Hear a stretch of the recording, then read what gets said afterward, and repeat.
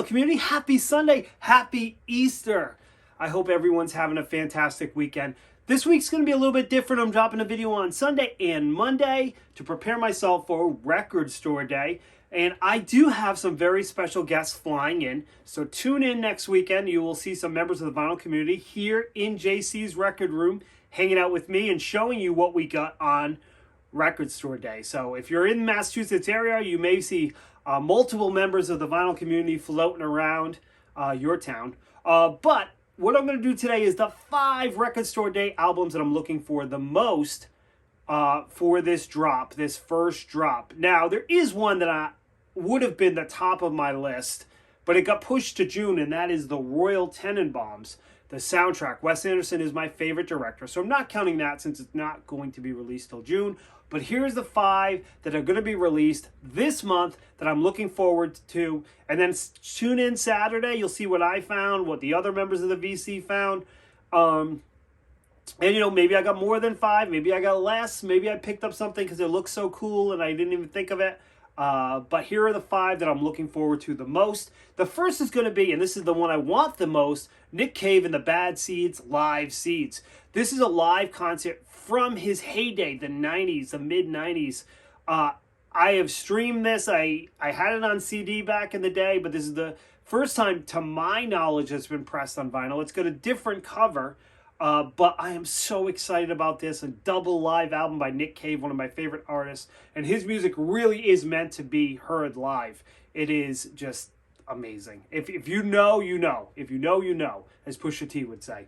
But there we go. So that's my number 1, Nick Cave and the Bad Seeds. My number 2 is going to be Alice in Chains, We Die Young. Now, I know for some folks, they may be thinking, Josh, it's like a single, but I love Alice in Chains. They are, in the 90s, used to argue people that, you know, my brother was a huge Pearl Jam fan, my best friend was a Nirvana fan, and I was like, Alice in Chains is better than both of them. And they were like, you're crazy. You're absolutely crazy. I still stand by that argument that Alice in Chains was the best of those bands in the 90s. And I think more and more people are joining my side of the story. Their music just holds up. And I will pretty much buy anything Alice in Chains.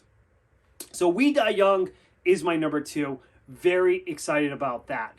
My number 3 is going to be LA Guns, Waking the Dead. Now, this was their 2002 album, and it was the last album that had the original lineup where Tracy Guns, he left for a while. He was still in the band at this point. This came out in 2002. So it was, you know, they have like a 9/11 song on it. That was really great. I think this is an underrated album. It's just this type of music had fallen out of favor in the 2000s and the 90s, obviously, but still a strong effort by LA Guns. One of the reasons why this ranks so highly for me is I don't think we'll see another pressing. I really don't. It's one of those bands that, like, if you don't jump on it, you're probably not going to get it. So I'm jumping on it. LA Guns, that's my number 3 pick, and I can't imagine the local record stores ordered a ton of them, so probably pretty hard to get. My number 4 is going to be the Kirk Hammett solo album. As you guys know, I'm a huge Metallica fan, and, you know, this is the first member of Metallica ever to have a solo record. I know it's only a 4-song EP, but I'm going to buy it. Maybe it's good, maybe it sucks, I don't know, but I'm going to find out on Record Store Day as long as I can score a copy. And my number 5, and this, man, I ended up getting it in the secondhand market later on down the road, but in the last year or the year before, I missed out when they did Jazz Sabbath Volume 1.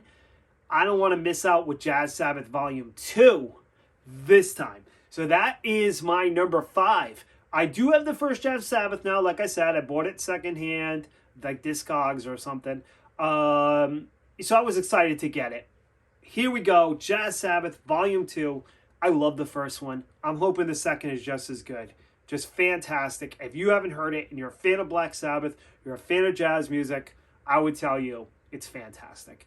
All right, guys, there's the 5 albums I'm looking for the most. Tell me the 5 albums you're looking for the most down below, and then we'll see on Record Store Day what we got. I can't wait to watch your videos or for you to comment on my video on Saturday and let me know what you picked up. I'll see you then, and I'll see you with at least two special guests. Peace, rock out, love you guys, bye.